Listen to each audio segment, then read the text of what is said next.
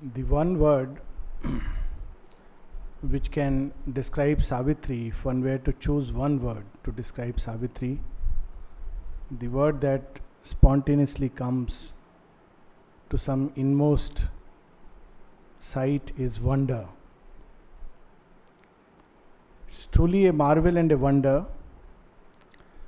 It is a wonder because this book of 700 plus pages contains the whole universe in it.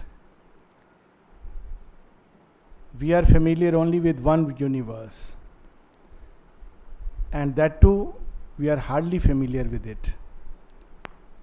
To express it, to express a small little element of this universe requires volumes after volumes. And Aurobindo has expressed not just one universe but multiverses, all the various universes in a single book. This is truly a wonder. The first impression that one gets when one is in contact with Savitri is as if sights after sights were bursting forth upon the consciousness, as if worlds after worlds were being torn, each world a screen, and Aurobindo with a mighty hand tears the world and reveals us what is inside it. And yet that world is removed and something else bursts forth. It's a perfect transcription of spiritual experience. That's how the mother describes Savitri. The very first thing she speaks about Savitri is, it is the spiritual experience of the one who has written it.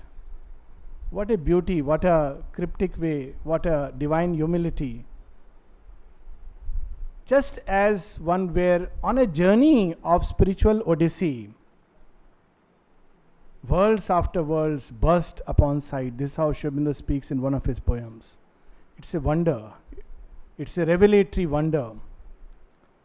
And it has to be received with all the humility of receiving a revelation. Revelations are not to be intellectualized. They cannot be understood by the intellectual mind because they belong to another order of reality than that with which we are familiar.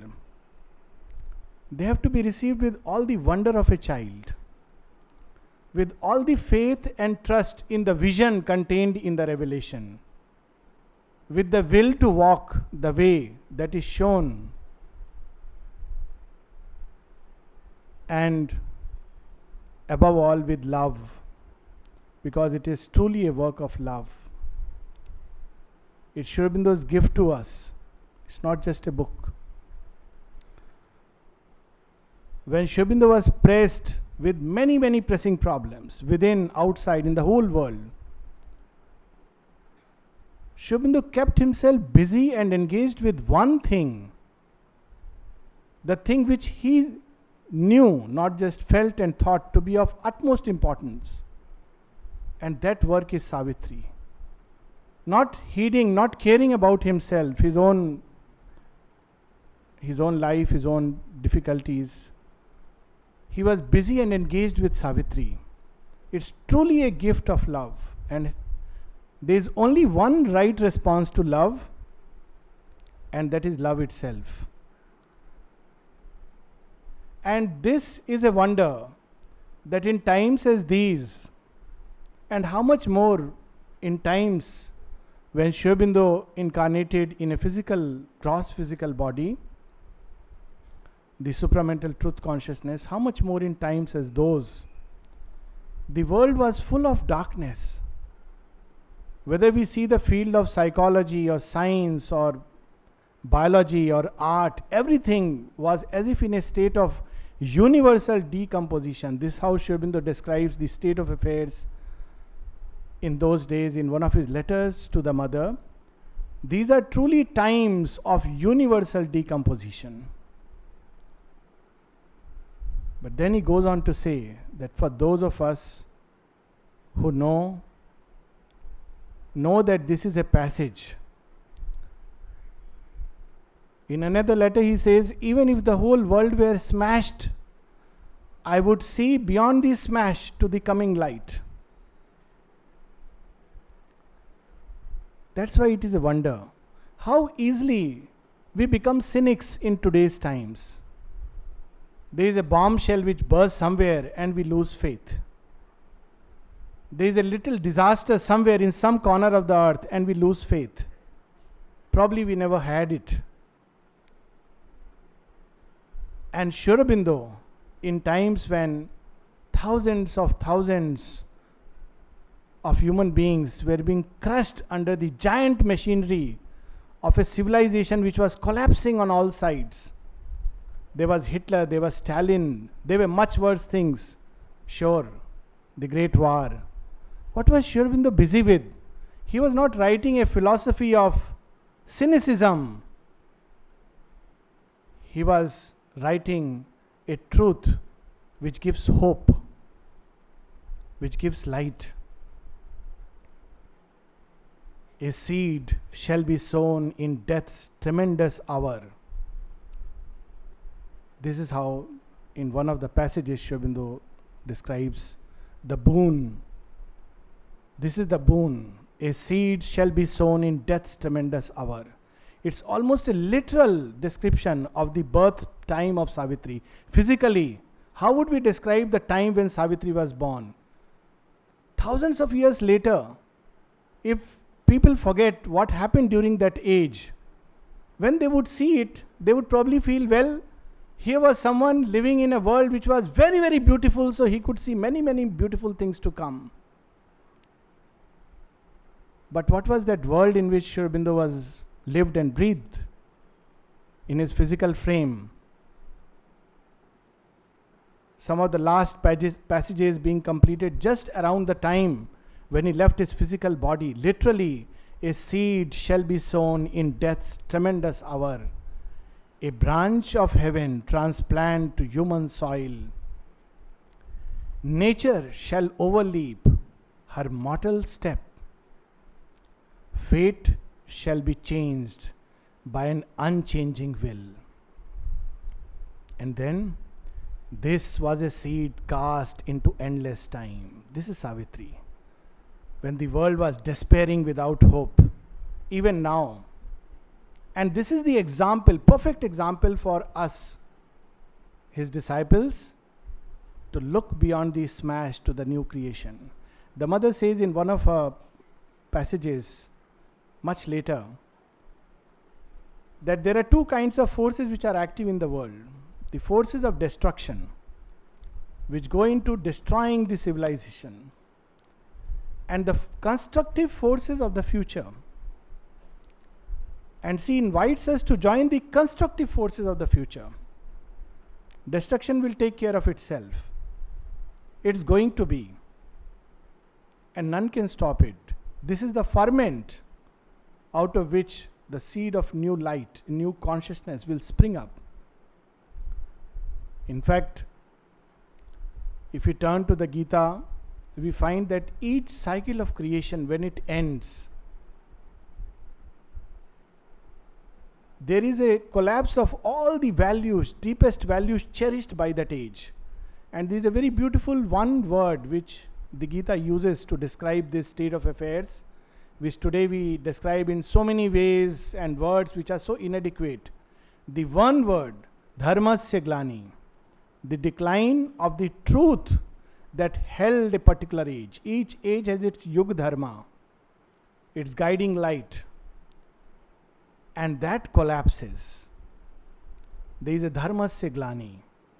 All around there is decadence, there is rot, there is stench, there is massacre. That's the great night. Everything seems to have finished. But the beauty is, in that age, when everything around is rotting, there is the prescience of a greater birth. There is the first glimmer of a new light.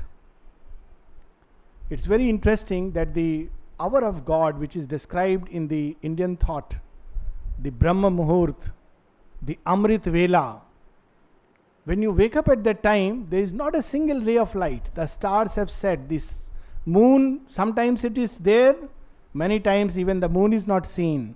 All the houses are plunged into darkness. The lights have been switched off.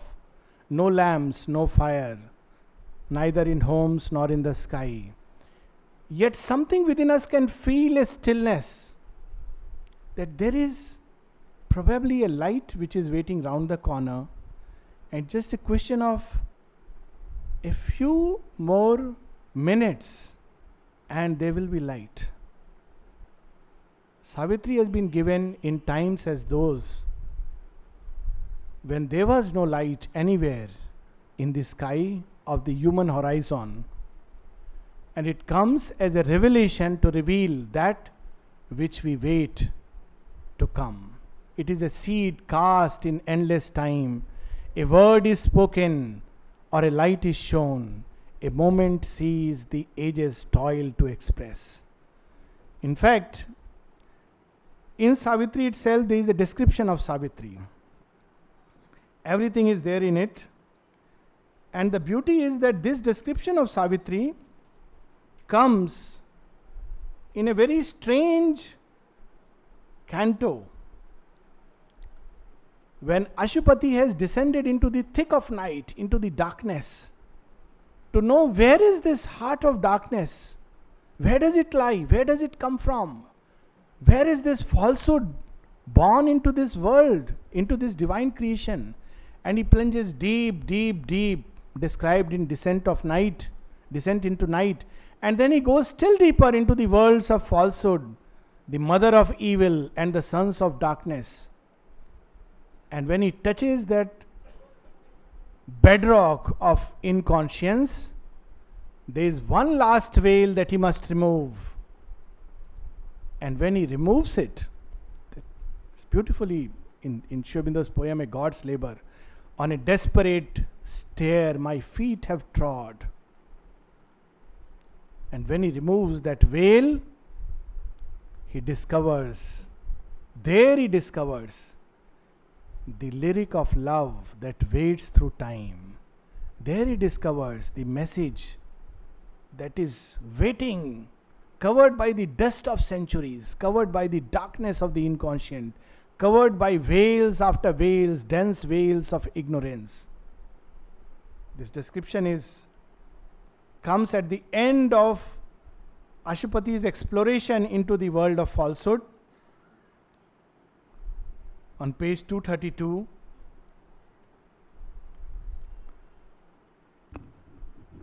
what is Savitri, if one were to ask? Here is his own description of what Savitri is. The skillful penman's unseen finger wrote his swift, intuitive calligraphy. Earth's forms were made his divine documents. It is the yoga of everyday life that Aurobindo reveals. One of the things about Savitri, which the mother says, it is the yoga of the earth in its ascension towards the divine. So everything is there in it. Earth's forms were made his divine documents. The wisdom embodied mind could not reveal. In conscience chased from the world's voiceless breast. It is a revelation that comes when every corner is ablaze with light.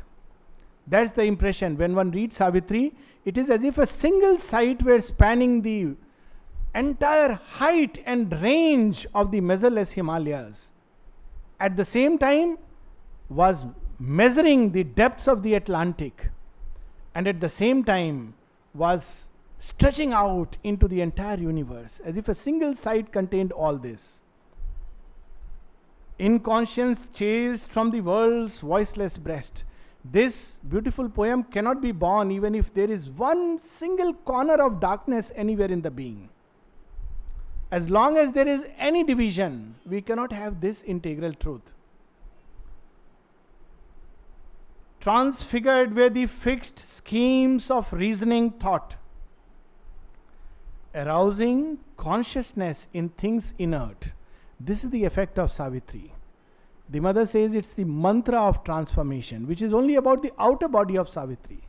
Just a contact with it, just as every being or every object has a threefold reality to it: an outermost, an inner, and an inmost. The outer is the body, the physical body.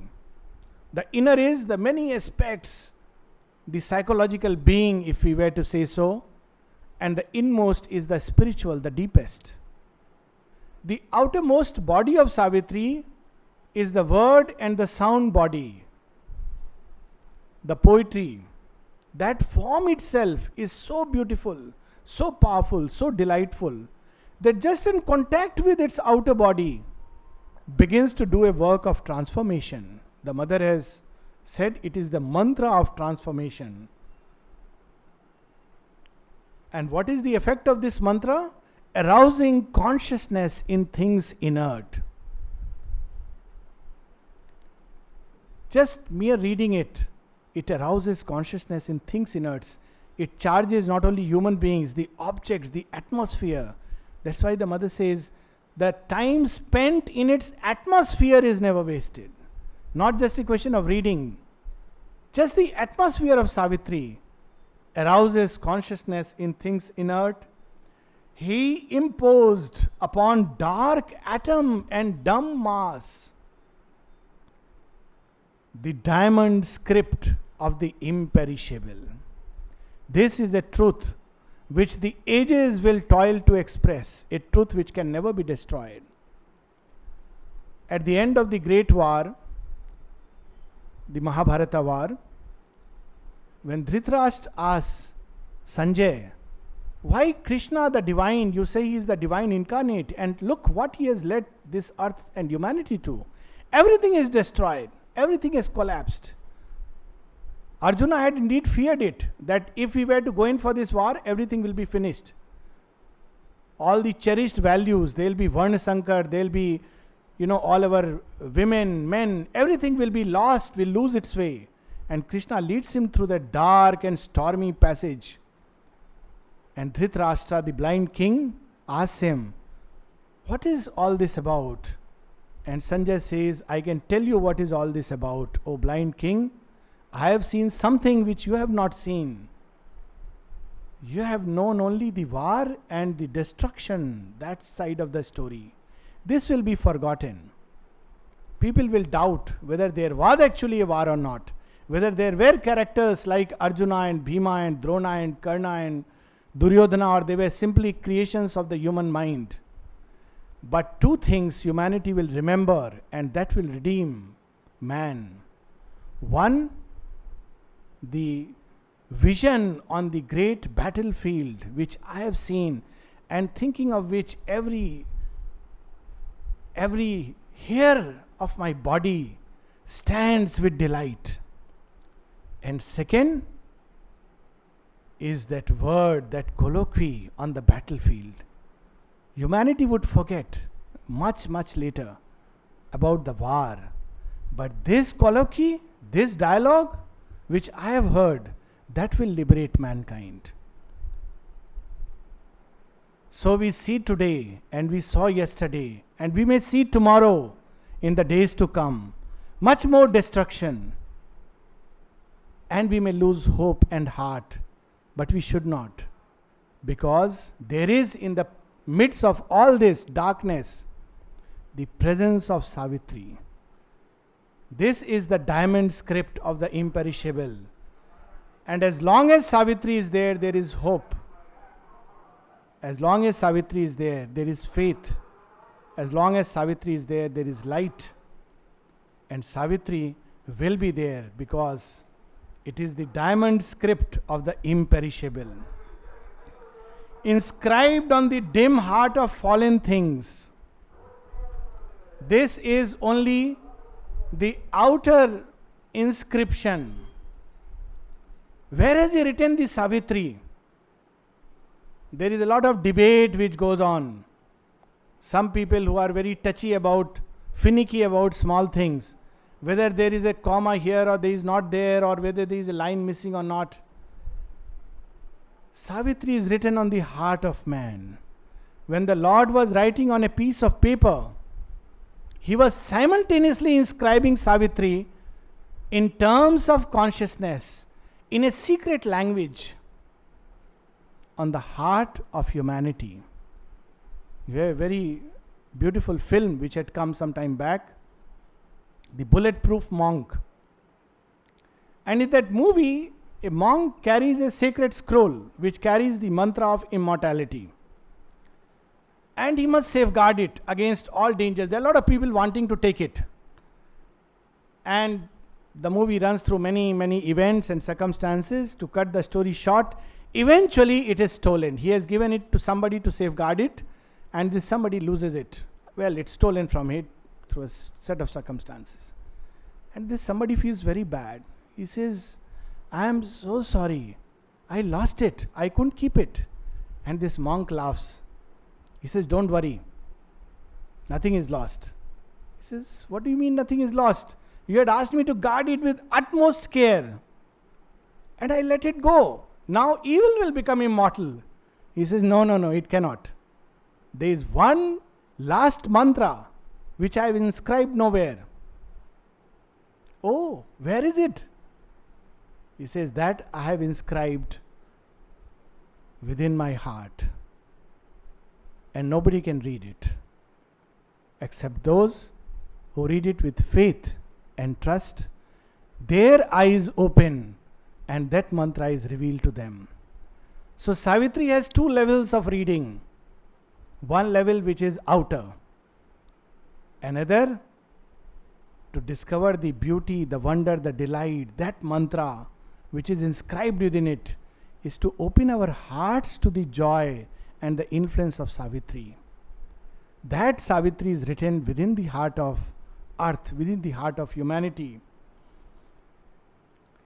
Inscribed on the dim heart of fallen things, a pain song of the free infinite. What is the verse? What is the meter of Savitri? No rules. It's free because it's infinite. What rules can bind the divine? And that is its beauty and grandeur. That's the difficulty sometimes we find in understanding Savitri. It's revelation upon revelation. There is such a swift passage from one side to another, from one image to another, as if we were suddenly transported from an entirely different world to another order of realities. It's the free infinite. Who can move with such a freedom and swiftness? Not a human being, not a poet of even an extraordinary caliber, but one who has all the keys to every place and simultaneously who can go everywhere and is present everywhere. And Savitri is a creation of that, a paean song of the free infinite, and the name, foundation of eternity. The mother says each line of it has the vibratory quality and the magical power of the divine signature, Om. Each line of it. And the name, foundation of eternity. And traced on the awake, exultant cells. Just mere reading of it begins to vibrate in the cells. People speak of physical transformation and all kinds of theories and yoga of the body, and there is so much. This is the yoga of the body directly. When we read it, it traces itself on the cells. Much later we will read how Savitri is to be received. As when a mantra sings in yoga's ears, stirring the blind brain, it stirs itself, and the sound keeps on reverberating, and as it reverberates, it goes on changing the cells and gives us the capacity to receive the revelation that is contained in it. And traced on the awake, exultant cells, in the ideographs of the ineffable, the lyric of the love that waits through time. What is Savitri but love of the divine that wades through time. Mother says in one of her small, "My child, I am millions of years old. I am very ancient and I am waiting." This is how it is described even in the Vedas. O ancient of the days, Purusho Purano. Who is the most ancient? Who is waiting through the centuries, through ages? Even when nothing was covered with nothingness, when darkness was covered and wrapped within darkness, who was there? He was seated within it, immense and alone. And what was he carrying within his heart? Love, boundless love. And he is waiting, pulling matter out of the inertia of inconscience. This is the yoga of the earth. The lyric of love that wades through time, and the mystic volume of the book of bliss. If delight were to write and express itself, how would it express? In what language? Well, Savitri, the mystic volume of the book of bliss. Really, if we read Savitri, every line, every passage, even when Sri Aurobindo describes the most gruesome things about the darkest aspects of creation, there is a delight. Literally, raso vaisaha. One wonders. He plucks out delight from everything, from behind everything. And the message of the superconscient fire, that fire which is concealed to man, it's superconscient. Man is not conscious of this message. So Savitri brings that message. And this message is a fire. It awakens within us. It lights us up. It awakens in us a will to walk the path. The mother speaks of Savitri at 4 levels. Of course, she says it is revelatory and prophetic, and its content is universal. But then she says it is the record of these, daily record of these spiritual experiences of the one who has written it. Second, she says it is a complete system of yoga which can serve as a guide who want to take to the integral path. This is the integral path to the integral truth. Complete guide. Nothing is omitted. Nothing is left out. The smallest details of the journey, not only when we are born as human beings, in fact, we will see the journey begins much before. It's a complete guide. Nothing else needs to be read after that, and it reveals us and carries us and gives us the strength and guides us. The mother says Savitri can take us to the highest realizations of yoga, of the yoga of transformation, without a living guru. What more could one want? What more could one hope and expect? And yet, the irony and the paradox is that people enter Shabda or some bookstore and they look at Savitri and ask for the cost and the price. Then they ask for some simpler book, some less expensive book. This is human consciousness whose stupidity is measureless. And the message of the superconscient fire.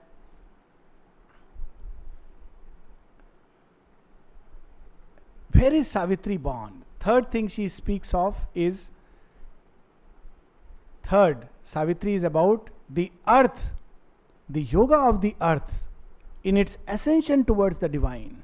What is this language? We have heard about yoga. In India, everybody is familiar with the word yoga. Or perhaps we have to doubt it, because what goes in the name of yoga nowadays is some exercises. Let's go for yoga every day. And after yoga, we are the same, or maybe we are a little more flexible animal. Instead of, rigid animals, we become flexible animals. Sometimes we become dangerous animals because certain yogas give us a lot of vital energy. We do a lot of breath control and tremendous vital energy.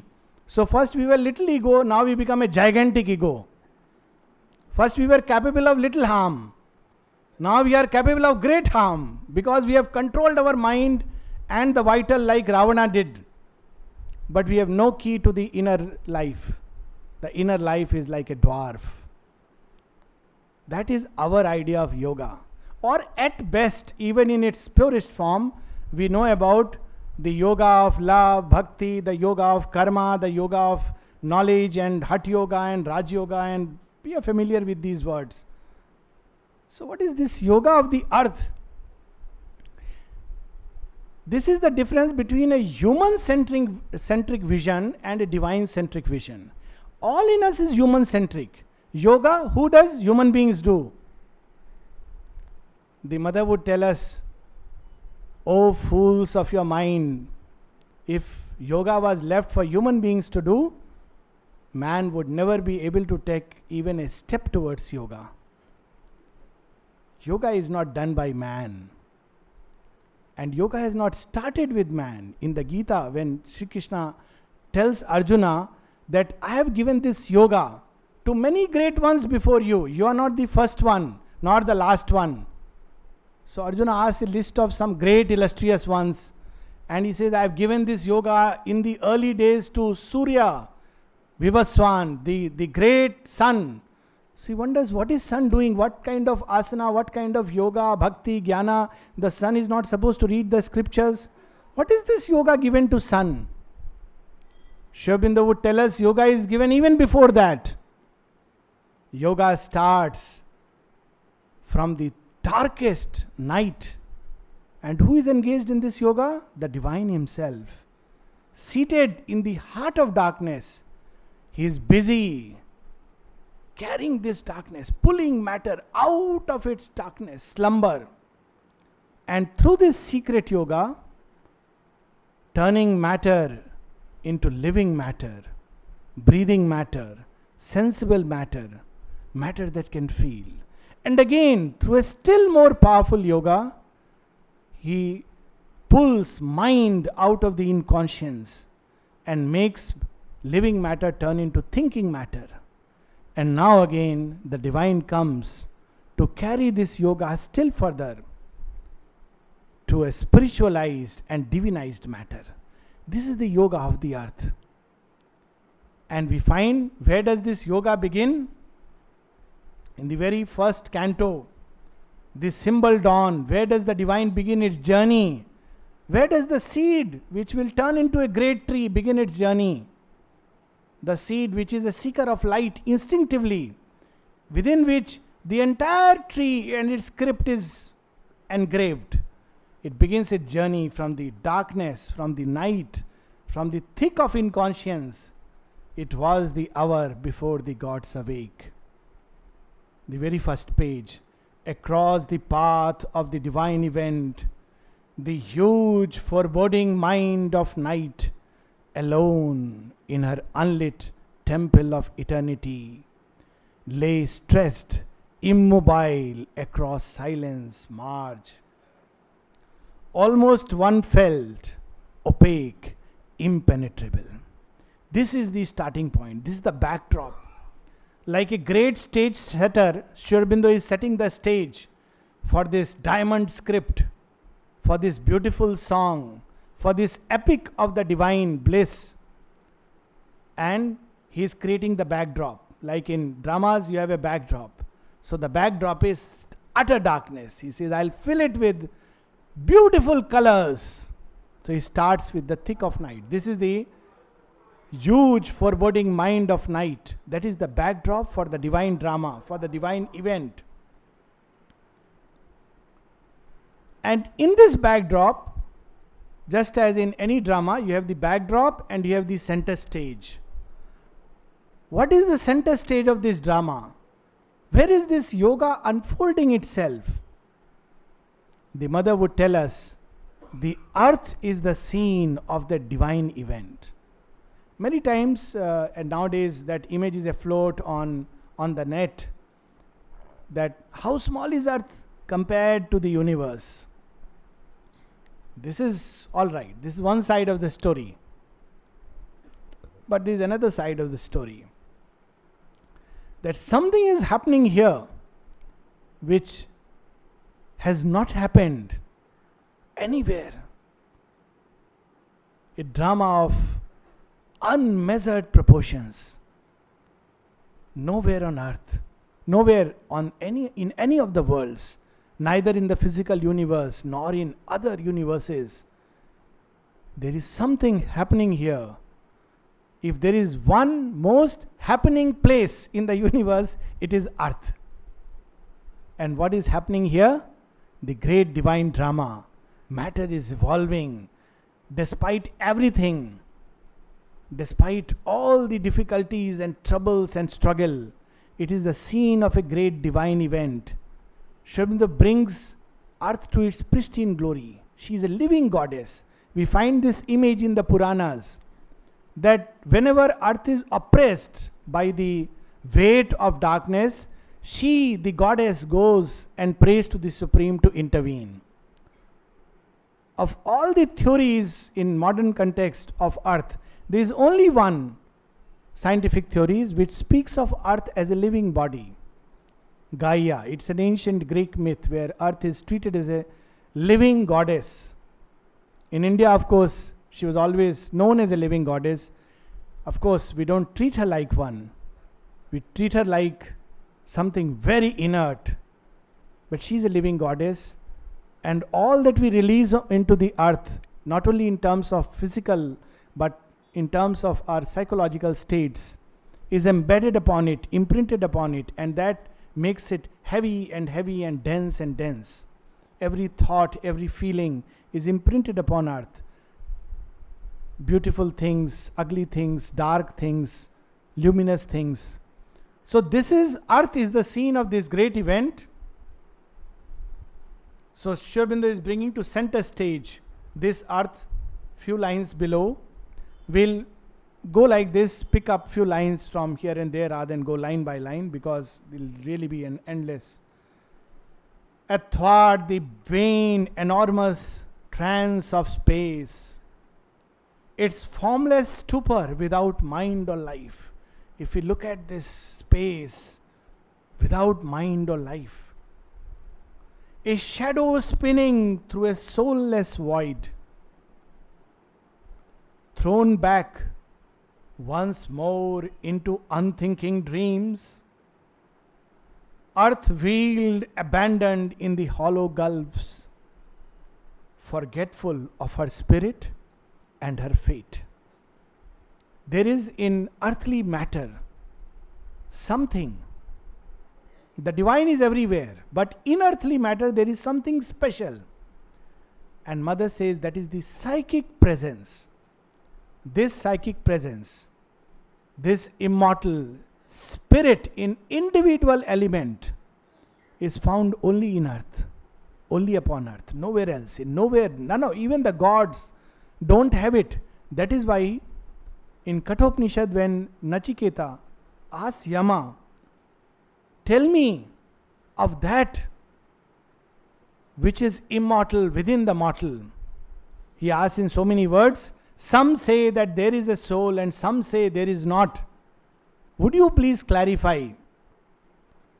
Yama is the best person to say whether there is a soul or not, because he deals with this business.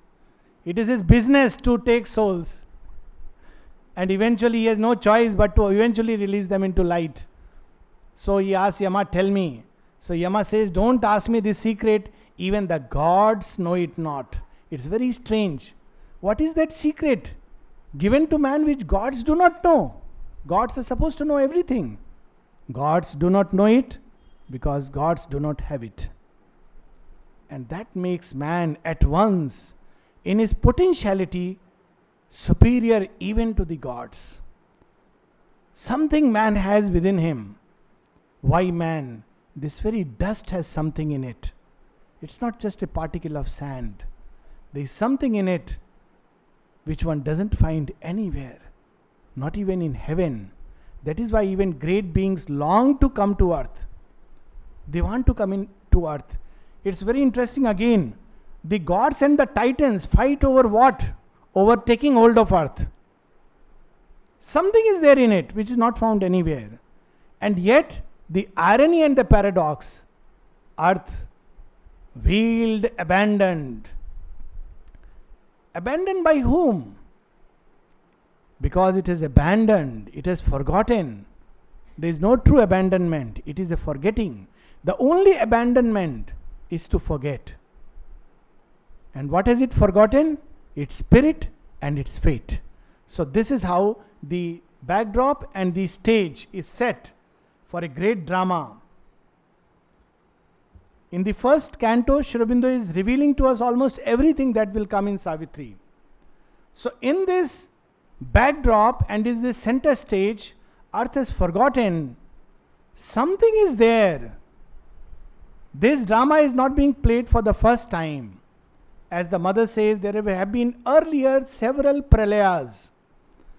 And after each pralaya, a new creation starts. Of course, she has said this time there will not be pralaya, though we will move very, very close to it, almost as if we'll be on the edge. She says both these forces she sees in one of her visions are racing together, the total destruction and the new creation.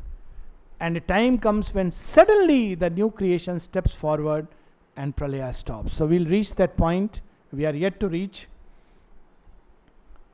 And this is not the first time that this drama is being played. This has been played through different forms and names. The divine comes. It's the drama of the divine. So we have Sambhavami Yuge Yuge. In each age of mankind, this drama is played.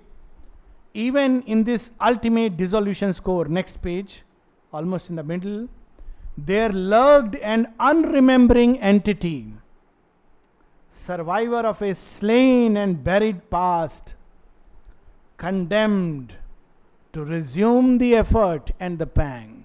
Something survives. Something cannot be destroyed. And that something is consciousness. You can annul all the phenomena of all the worlds, not only of earth or matter or physical world, even the subtle worlds. Everything can be dissolved, but at the end, something will remain, and that is consciousness. Survivor of a slain and buried past, condemned to resume the effort and the pang. This is the irony. It has chosen, but here Sri Aurobindo is using the language of the experience, that it experience condemned to resume. It cannot but be this way. This is the way, there is none other. There is no escape. We try to escape. Sri Aurobindo elsewhere says, none can leave this game. Whoever tries to say that he is leaving the game is fooling himself. You cannot leave. Something is there which seeks this adventure, which has plunged itself. It will survive and come back again. That something is consciousness, condemned to resume the effort and the pang, reviving in another frustrate world, an unshaped consciousness, desired light. This consciousness carries the aspiration which seeks light instinctively. Even if everything is gone, there is in the dumb darkness a voice that calls, Mother, Mother, Mother, Mother, come, come, come, come. It seeks light. And a blank prescience yearn towards distant change. It's a prescience. It not only seeks light, it knows there is light. And it knows one day all these countless worlds will be lit up with the light of a marvelous day. It knows it. It's a prescience. The mother says in one of her writings, faith is a sign that that which you believe has already been granted. Somebody asked her in a very different context that, Mother, should we have faith that the cure will take place and trust you, or should we just live in the consciousness of cure, or should we try and put our will? She says all these are same ways of saying the same thing. She says if you have the faith, it is a sign that it has already been granted. Very amazing. Faith comes later. The boon comes first. So if we have faith that this creation will turn divine, it means it has already been granted. One man's faith is enough. It doesn't need thousands and millions of people. One man's faith. Nalini in one of his powerful articles says, somebody asked him about ashram and its future. He says, as long as there is one person who has faith in the vision of Sri Aurobindo, it will last. What a beautiful and powerful message. You just need faith, one person's faith. Surely there are many more. And this is a prescience. It's a blank prescience. Doesn't know, but it seeks light. It instinctively knows. Like a tree, like a seed knows the light and moves towards it. It does not have the map. It cannot analyze and tell, but it seeks. So something in us instinctively seeks it. Something in matter seeks it. And that what happens? As a result of that seeking, something comes from the other side. That's something which has embedded itself in matter. So the fourth thing that the mother tells us about Savitri, the third was yoga of the earth.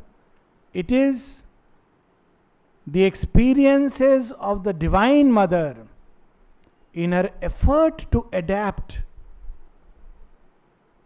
her body, her consciousness to this body which she has undertaken, and in this world of ignorance and falsity in which she is born.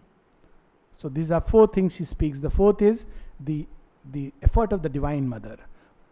As a result of this cry for change, this cry itself is also the divine who is hidden inside, prescience. So it is the divine who works on both poles. Here he aspires, there he gives. Here he seeks, there he delivers. We find it in the mother's prayers and meditation. She prays for the earth and she grants the boon to the earth.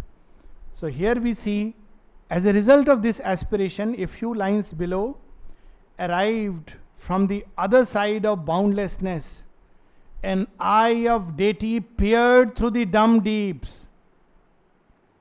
A scout in a reconnaissance from the sun,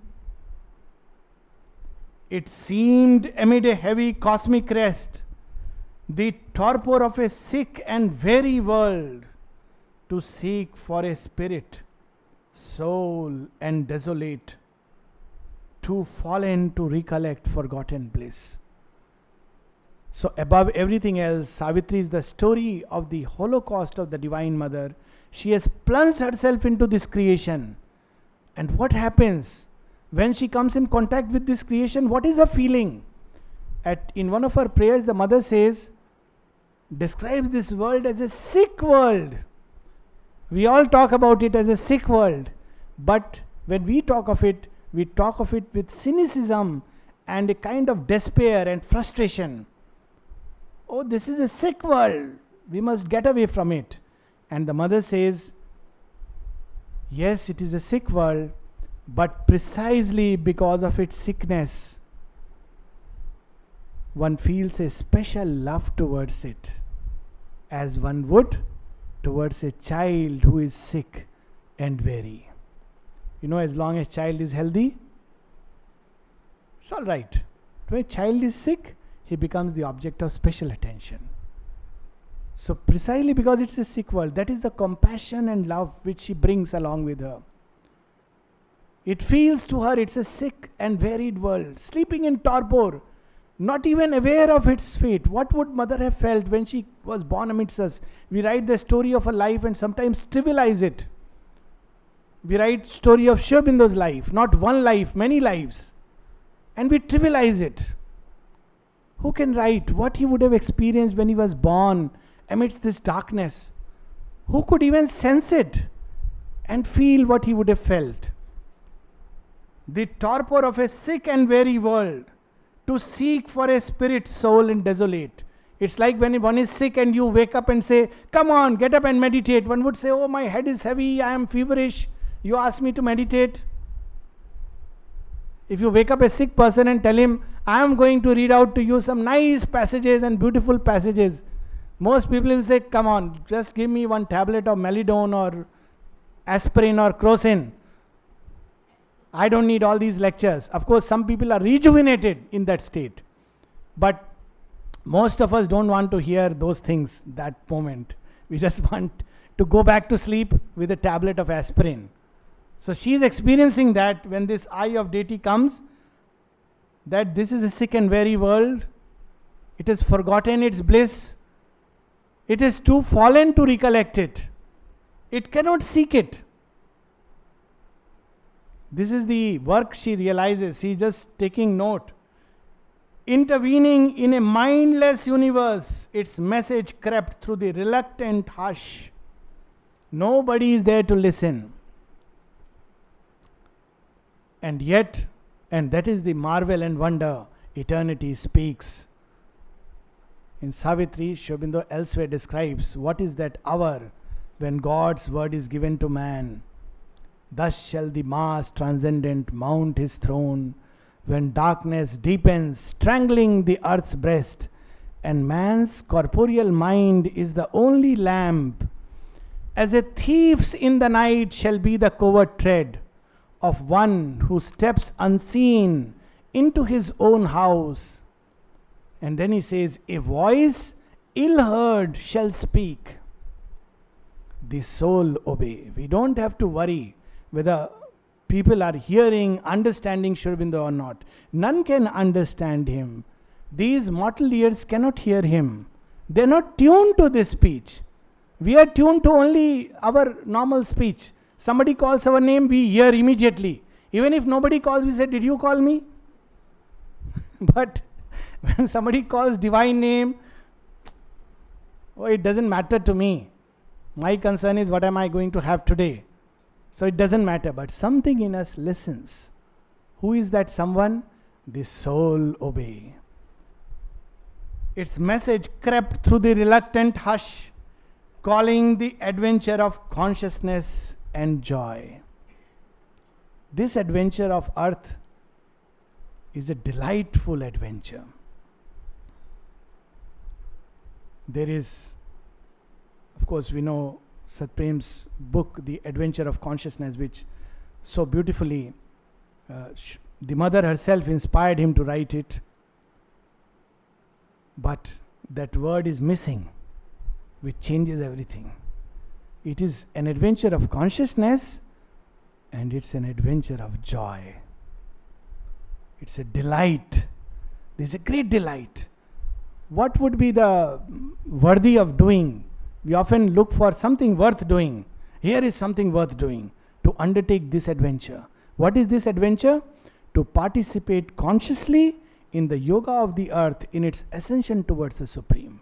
Man does not do yoga. This is a myth and an illusion. And the sooner we get rid of the myth, the better for us. Sometimes we become too responsible and too guilty and too distraught and too broken and too frustrated. I am doing yoga. I couldn't do yoga. I didn't succeed in yoga. Who is this I? I does not do yoga. The divine does yoga and we can do Sah Yoga. We can join in that great stream by whatever way. By faith we can join. By effort we can join, however small our effort. By little sip from that stream we can join. By jumping into that stream and losing all of ourselves we can join. The royal way to join. But join we must. And what is that joining? Calling the adventure of consciousness and joy. Aurobindo says in one of his messages, I have not come here to create mathas and sannyasis and all these things. What have I come here? I have come here to call the souls of the strong to the Leela of the Supreme. What is this call of Aurobindo? The call of a great adventure, the adventure of consciousness and joy.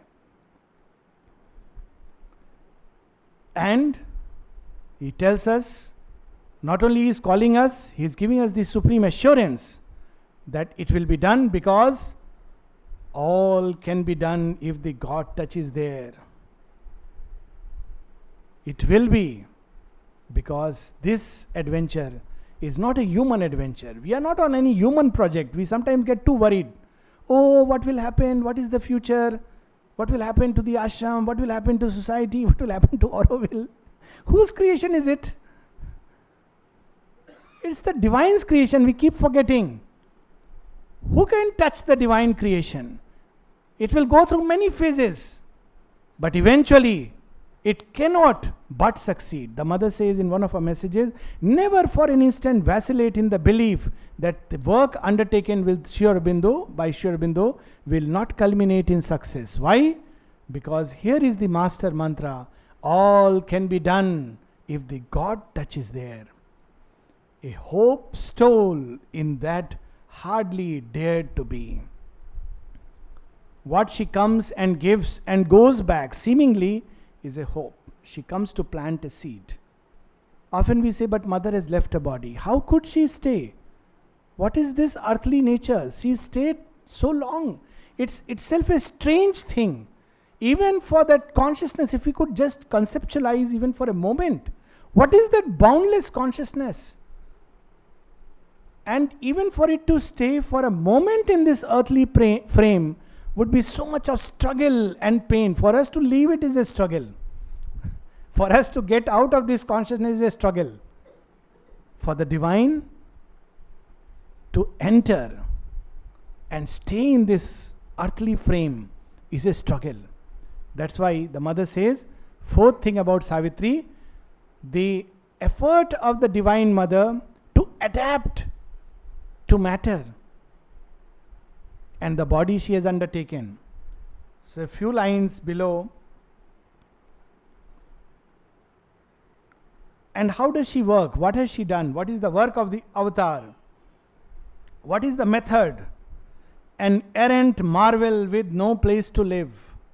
Into a far off nook of heaven there came a slow, miraculous gesture's dim appeal. The persistent thrill of a transfiguring touch persuaded the inert black quietude.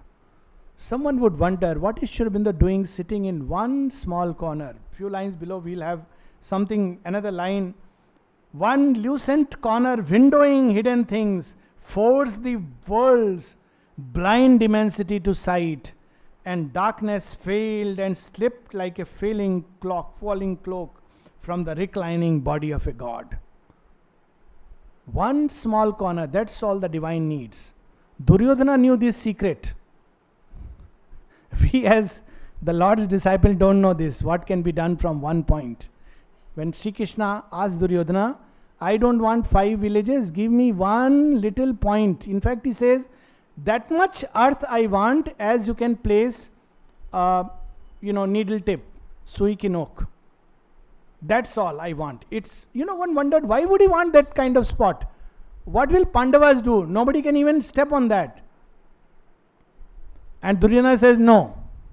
He's very intelligent. He knows if you give one spot, he will change everything from that spot. Even Vali's guru, this Shukracharya knew it. When Vali, the demon king, his, divine comes concealed as Vamana and he says, I just want 3 feet land. His guru says, don't do this. You don't know who is he. This fellow in 3 feet will measure the entire earth and heaven. He says, what do you mean? He's so small. Okay, try it.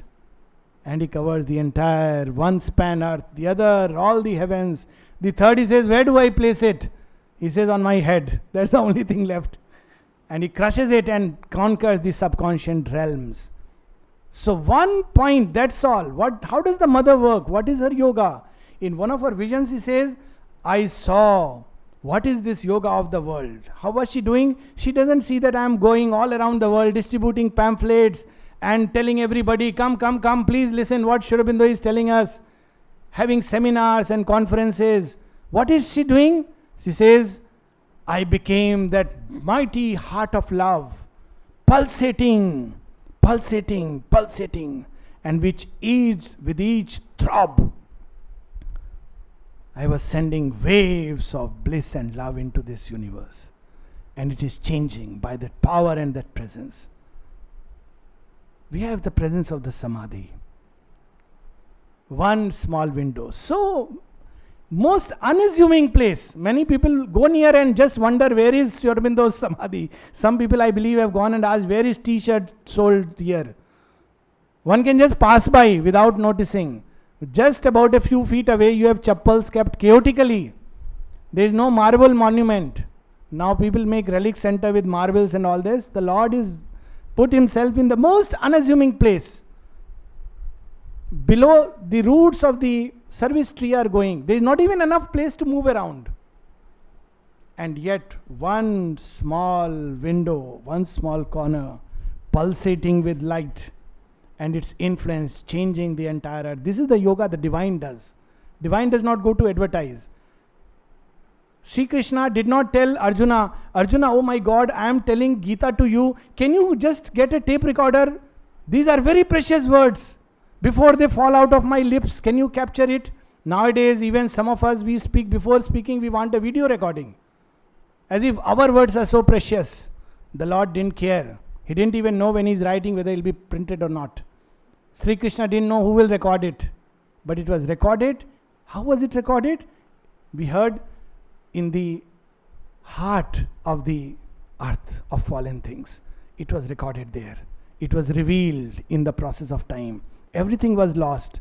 The Gita is there. Everything may be lost. Everything may be doubted. But Savitri is there. One lucent corner, windowing hidden things, forced the world's blind immensity to sight, and darkness failed and slipped like a falling cloak.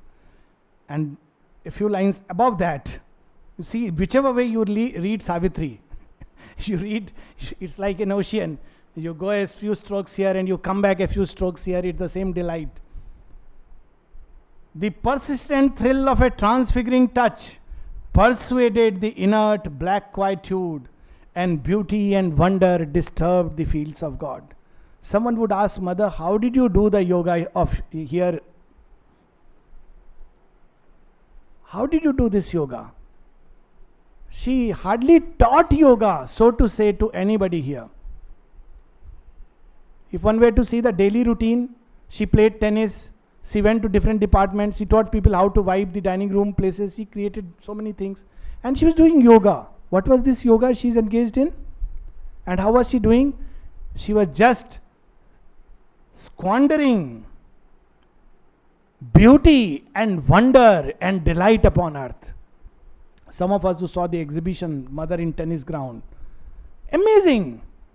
One can get that feel right from the photographs, that there is so much delight just around her. She is playing tennis and it is yoga. Just the persistent thrill of a transfiguring touch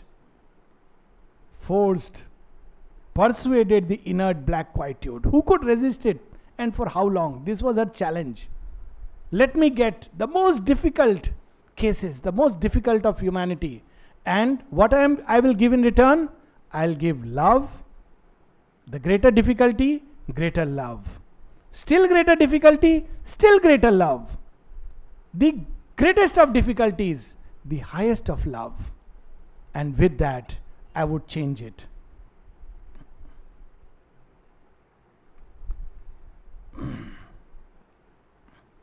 We'll read one more passage and then we'll close. The whole story is there, and now the divine presence which has come in matter does the yoga, withdraws. Then the divine afflatus spent withdrew, unwanted, fading from the mortal's range. This is a mystery.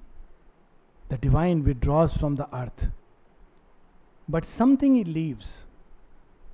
Sri Krishna, when he speaks, Sri Aurobindo, when he speaks of the four great events in the history of earth, one of them he says is Krishna's exile from Vrindavan. Another one, Christ's crucifixion.